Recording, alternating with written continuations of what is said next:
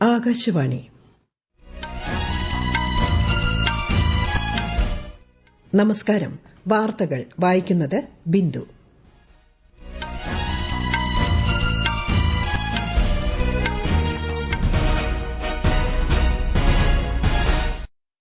പ്രധാന വാർത്തകൾ. ഭൂരഹിതരും ഭവനരഹിതരും ഇല്ലാത്ത കേരളം എന്ന ലക്ഷ്യത്തിലേക്ക് സംസ്ഥാനം അടുക്കുന്നതായി നിയമസഭയിൽ ഗവർണർ രാജേന്ദ്ര വിശ്വനാഥ് ആർലേക്കറുടെ നയപ്രഖ്യാപന പ്രസംഗം. നിയമസഭാ ബജറ്റ് സമ്മേളനത്തിന് തുടക്കമായി. പാർലമെന്റിന്റെ ബജറ്റ് സമ്മേളനം ഈ മാസം 28-ന് ആരംഭിക്കും. ബജറ്റ് അവതരണം ഫെബ്രുവരി 1-ന്. ഉഭയകക്ഷി വ്യാപാരം $200 ബില്യൺ വർദ്ധിപ്പിക്കാൻ ഇന്ത്യ UAE ധാരണ. ഇലക്ട്രോണിക്സ് കയറ്റുമതിയിൽ കഴിഞ്ഞ വർഷം 4 ലക്ഷം കോടി രൂപയുടെ റെക്കോർഡ് നേട്ടം കൈവരിച്ച ഇന്ത്യ. ശബരിമല സ്വർണ്ണക്കൊള്ളക്കേസിൽ കേരളവും തമിഴ്നാടും അടക്കം 21 സ്ഥലങ്ങളിൽ എൻഫോഴ്സ്മെന്റ് ഡയറക്ടറേറ്റ് റെയ്ഡ്. വനിതാ പ്രീമിയർ ലീഗ് ക്രിക്കറ്റിൽ ഇന്ന് ഡൽഹി ക്യാപിറ്റൽസ് മുംബൈ ഇന്ത്യൻസിനെ നേരിടും. വാർത്തകൾ വിശദമായി. ഭൂരഹിതരും ഭവനരഹിതരും ഇല്ലാത്ത കേരളം എന്ന ലക്ഷ്യത്തിലേക്ക് സംസ്ഥാനം അടുക്കുന്നതായി ഗവർണർ രാജേന്ദ്ര വിശ്വനാഥ് ആർലേക്കറുടെ നയപ്രഖ്യാപന പ്രസംഗം. കേരളത്തിന്റെ ആരോഗ്യമേഖല ഉയർന്ന നിലവാരത്തിലാണെന്നും ഡിജിറ്റൽ സാക്ഷരതയിൽ കേരളം രാജ്യത്ത് ഒന്നാമതാണെന്നും ഗവർണർ നിയമസഭയിലെ നയപ്രഖ്യാപന പ്രസംഗത്തിൽ പറഞ്ഞു. സംസ്ഥാനത്തെ മത്സ്യത്തൊഴിലാളികളുടെ ജീവിത നിലവാരം മെച്ചപ്പെട്ടു. IT മേഖലയിലും വ്യവസായ മേഖലയിലും മാലിന്യ നിർമ്മാർജ്ജനത്തിലും കേരളം മുന്നേറുകയാണെന്നും ഗവർണർ പറഞ്ഞു. Sustained fiscal constraint, Kerala has demonstrated that disciplined governance and productive public investment can coexist with economic dynamism.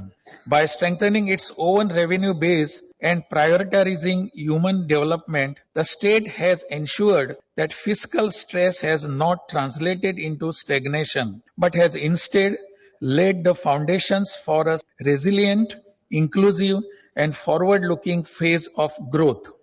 സാമ്പത്തിക പ്രതിസന്ധികൾക്കിടയിലും സംസ്ഥാന സർക്കാർ വികസന പ്രവർത്തനം നടത്തിയെന്നും ഗവർണർ പറഞ്ഞു. കേന്ദ്രം കടമെടുപ്പ് പരിധി കുറച്ചത് കേരളത്തിന് തിരിച്ചടിയായെന്നും അദ്ദേഹം പറഞ്ഞു. 15ാം കേരള നിയമസഭയുടെ 16ാം സമ്മേളനത്തിനാണ് ഗവർണറുടെ നയപ്രഖ്യാപന പ്രസംഗത്തോടെ ഇന്ന് തുടക്കമായത്. ഗവർണറുടെ പ്രസംഗത്തോടെ ഇന്ന് പിരിഞ്ഞ സഭ നാളെ അന്തരിച്ച സഭാംഗം കാനത്തിൽ ജമീലയ്ക്ക് അന്ത്യോപചാരം അർപ്പിക്കാനായി വീണ്ടും ചേരും. 29-ന് ധനമന്ത്രി KN ബാലഗോപാൽ സംസ്ഥാന ബജറ്റ് അവതരിപ്പിക്കും. മാർച്ച് 26-ന് സഭ പിരിയും. നയപ്രഖ്യാപന പ്രസംഗത്തിൽ ഗവർണർ മാറ്റം വരുത്തിയതായി മുഖ്യമന്ത്രി പിണറായി വിജയൻ. ഗവർണർ ഒഴിവാക്കിയ ഭാഗങ്ങൾ താൻ സഭയിൽ വായിച്ചതായും അദ്ദേഹം പറഞ്ഞു. മന്ത്രിസഭ അംഗീകരിച്ച നയപ്രഖ്യാപനത്തിൽ ഗവർണർ മാറ്റം വരുത്തിയത് ചട്ടലംഘനമാണെന്ന് സ്പീക്കർ AN ഷംസീർ പറഞ്ഞു. നയപ്രഖ്യാപനം അസത്യങ്ങൾ നിറഞ്ഞതാണെന്ന് പ്രതിപക്ഷ നേതാവ് VD സതീശൻ ആരോപിച്ചു. തമിഴ്നാട്ടിൽ നിയമസഭാ സമ്മേളനം ആരംഭിക്കുന്നതിന് മുന്നോടിയായുള്ള ഗവർണറുടെ നയപ്രഖ്യാപന പ്രസംഗം പൂർണ്ണമാക്കാതെ ഗവർണർ RN രവി സർക്കാർ തയ്യാറാക്കി നൽകിയ പ്രസംഗത്തിൽ അവ്യക്തതയുണ്ടെന്ന് ചൂണ്ടിക്കാട്ടിയാണ് ഗവർണറുടെ നടപടി. ഗവർണർ നിയമസഭയിൽ നിന്ന് പോയതോടെ നയപ്രഖ്യാപന പ്രസംഗം ഗവർണർ വായിച്ചതായി കണക്കാക്കണമെന്ന പ്രമേയം നിയമസഭ പാസാക്കി. 12 ലക്ഷം കോടി രൂപയിലധികം നിക്ഷേപം തമിഴ്നാട്ടിലെത്തി എന്ന സർക്കാരിന്റെ അവകാശവാദം ശരിയല്ലെന്ന് ലോക്ഭവൻ വാർത്താക്കുറിപ്പിൽ അറിയിച്ചു. ഗവർണറുടെ മൈക്ക് ആവർത്തിച്ച് ഓഫാക്കിയെന്നും അദ്ദേഹത്തെ സംസാരിക്കാൻ അനുവദിച്ചില്ലെന്നും ലോക്ഭവൻ അറിയിച്ചു. പാർലമെന്റിന്റെ ബജറ്റ് സമ്മേളനം ഈ മാസം 28-ന് ആരംഭിക്കും. രാഷ്ട്രപതി ദ്രൌപദി മുർമുവിന്റെ നയപ്രഖ്യാപന പ്രസംഗത്തോടെയാണ് സമ്മേളനത്തിന് തുടക്കമാകുക. ഫെബ്രുവരി 1-നാണ് കേന്ദ്ര ബജറ്റ്. ബജറ്റിന് മുന്നോടിയായുള്ള സാമ്പത്തിക സർവേ ഈ മാസം 29-ന് പാർലമെന്റിൽ സമർപ്പിക്കും. ഇന്ത്യയും UAEയും തമ്മിലുള്ള ഉഭയകക്ഷി വ്യാപാരം $200 ബില്യൺ വർദ്ധിപ്പിക്കാൻ തീരുമാനം. പ്രധാനമന്ത്രി നരേന്ദ്രമോദിയും UAE പ്രസിഡന്റ് ഷെയ്ഖ് മുഹമ്മദ് ബിൻ സയ്യിദ് അൽ നഹ്യാനും തമ്മിൽ ഇന്നലെ ന്യൂഡൽഹിയിൽ നടന്ന ചർച്ചയിലാണ് തീരുമാനം. പ്രതിരോധം, ബഹിരാകാശം, ഊർജ്ജം, ഭക്ഷ്യസുരക്ഷ എന്നീ മേഖലകളിൽ ഇരു രാജ്യങ്ങളും നിരവധി കരാറുകളിൽ ഒപ്പുവച്ചു. അബുദാബിയിൽ ഇന്ത്യൻ കലാപൈതൃകം, പുരാവസ്തു പ്രദർശനം എന്നിവ ഉൾപ്പെടുന്ന മ്യൂസിയം സ്ഥാപിക്കും. HPCL ഇന്ത്യയും അഡ്നോക് ഗ്യാസ് UAEയും തമ്മിൽ കരാറിൽ ഒപ്പുവച്ചതായും ഇന്ത്യയിൽ സൂപ്പർ കമ്പ്യൂട്ടിംഗ് ക്ലസ്റ്റർ സ്ഥാപിക്കാൻ ധാരണയിലെത്തിയതായും വിദേശകാര്യ സെക്രട്ടറി വിക്രം മിസ്ത്രി അറിയിച്ചു. നടപ്പ് സാമ്പത്തിക വർഷം ഇന്ത്യയുടെ വളർച്ചാ നിരക്ക് 7.3% അന്താരാഷ്ട്ര നാണയനിധി. 4ാം പാദത്തിലെ ശക്തമായ മുന്നേറ്റമാണ് ഈ വർധനവിൽ പ്രതിഫലിക്കുന്നതെന്ന് IMF അറിയിച്ചു.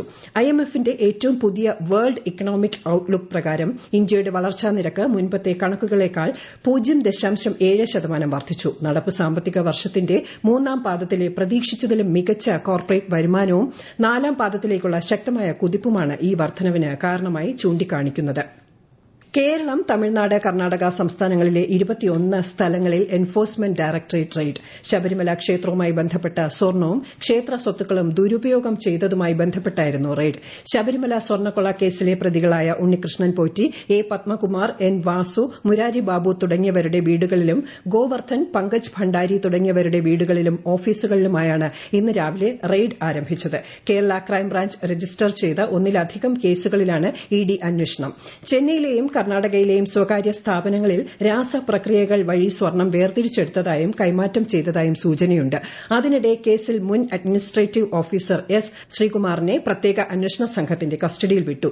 കൂടുതൽ ചോദ്യം ചെയ്യാൻ ശ്രീകുമാറിനെ കസ്റ്റഡിയിൽ വേണമെന്ന എസ്ഐടിയുടെ അപേക്ഷയിലാണ് കൊല്ലം വിജിലൻസ് കോടതിയുടെ നടപടി. ബിജെപി ദേശീയ അധ്യക്ഷനായി നിതിൻ നബിൻ സത്യപ്രതിജ്ഞ ചെയ്തു. ന്യൂഡൽഹിയിലെ പാർട്ടി ആസ്ഥാനത്ത് നടന്ന ചടങ്ങിൽ ബിജെപി മുതിർന്ന നേതാവും പ്രധാനമന്ത്രിയുമായ നരേന്ദ്രമോദി, കേന്ദ്രമന്ത്രിമാരായ അമിത്ഷാ, രാജ്നാഥ് സിംഗ്, ജെ പി നഡ്ഡ, നിതിൻ ഗഡ്കരി തുടങ്ങിയവർ ശ്രീ നിതിൻ നബിനെ അനുമോദിച്ചു. ഈ വാർത്തകൾ ആകാശവാണിയിൽ നിന്ന്. ആകാശവാണി വാർത്തകളും വാർത്താധിഷ്ഠിത പരിപാടികളും all India radio news Thiruvananthapuram YouTube ചാനലിലും all India radio news Thiruvananthapuram Facebook പേജിലും AR News_ തിരുവനന്തപുരം ഇൻസ്റ്റഗ്രാം അക്കൌണ്ടിലും AR News_TVM X ഹാൻഡിലും ലഭ്യമാണ്. 2025 4 ലക്ഷം കോടിയിലേറെ രൂപയുടെ ഇലക്ട്രോണിക്സ് കയറ്റുമതി റെക്കോർഡ് നേട്ടം കൈവരിച്ച് ഇന്ത്യ. സ്മാർട്ട് ഫോൺ കയറ്റുമതിയിൽ നിന്ന് ഏകദേശം $30 ബില്യൺ നേടിയതായി കേന്ദ്രമന്ത്രി അശ്വിനി വൈഷ്ണവ് സമൂഹമാധ്യമത്തിലൂടെ അറിയിച്ചു. 2015 മുതൽ ഇലക്ട്രോണിക്സ് കയറ്റുമതി 11 മടങ്ങ് വർദ്ധിച്ചുവെന്നും മന്ത്രി പറഞ്ഞു.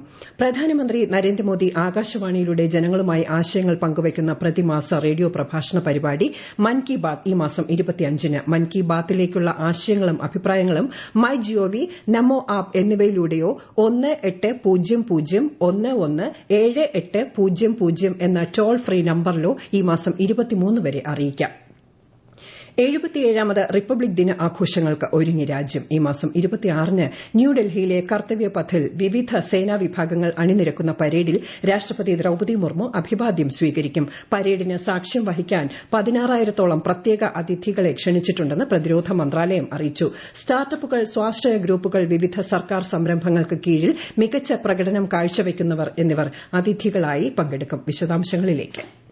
വരുമാനത്തിലും തൊഴിൽ സൃഷ്ടിക്കലിലും മാതൃകാപരമായ പ്രവർത്തനം കാഴ്ചവെക്കുന്നവരെയും ഇത്തവണ റിപ്പബ്ലിക് ദിന ആഘോഷ ചടങ്ങിലേക്ക് ക്ഷണിച്ചിട്ടുണ്ട്. ലോക പാരാ അത്ലറ്റിക് ചാമ്പ്യൻഷിപ്പിലെ വിജയികൾ, അടൽ ഇന്നോവേഷൻ മിഷന്റെ കീഴിൽ പരിശീലനം നേടിയ വിദ്യാർത്ഥികൾ, പ്രകൃതി കൃഷി ചെയ്യുന്ന കർഷകർ, PM സ്മൈൽ സ്കീമിന് കീഴിലുള്ള ഗുണഭോക്താക്കൾ തുടങ്ങിയവർ പ്രത്യേക അതിഥികളാകും. വിവിധ സംസ്ഥാനങ്ങളിൽ നിന്നുള്ള നിശ്ചല ദൃശ്യങ്ങളും പരേഡിന് മാറ്റേക്കും.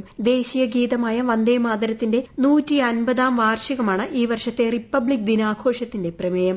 ആഘോഷത്തിന്റെ പശ്ചാത്തലത്തിൽ രാജ്യതലസ്ഥാനം കനത്ത സുരക്ഷയിലാണ്. പാർലമെന്റ് ഉൾപ്പെടെ ഡൽഹിയിലെ തന്ത്രപ്രധാന മേഖലകളിലെല്ലാം കനത്ത സുരക്ഷയാണ് ഒരുക്കിയിരിക്കുന്നത്.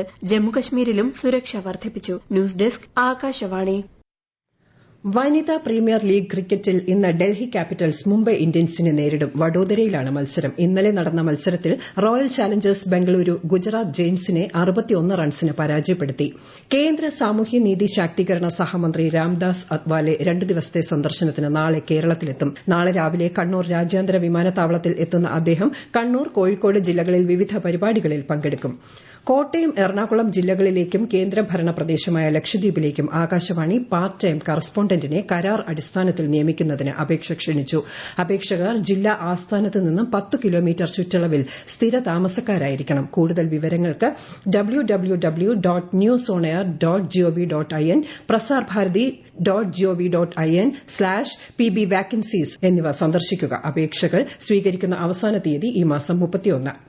രാജ്യത്തെ ഓഹരി വിപണികളിൽ നഷ്ടം. ബോംബെ ഓഹരി സൂചിക സെൻസെക്സ് 316 പോയിന്റ് ഇടിഞ്ഞ് 82,922-ലും ദേശീയ ഓഹരി സൂചിക നിഫ്റ്റി 130 പോയിന്റ് നഷ്ടത്തിൽ 25,455-ലും വ്യാപാരം തുടരുന്നു. സ്വർണ്ണവില കൂടി. പവന് 1,560 രൂപ വർദ്ധിച്ച് 1,80,800 രൂപയും ഗ്രാമിന് 13,600 രൂപയുമാണ് ഇന്നത്തെ വില. പ്രധാന വാർത്തകൾ വീണ്ടും.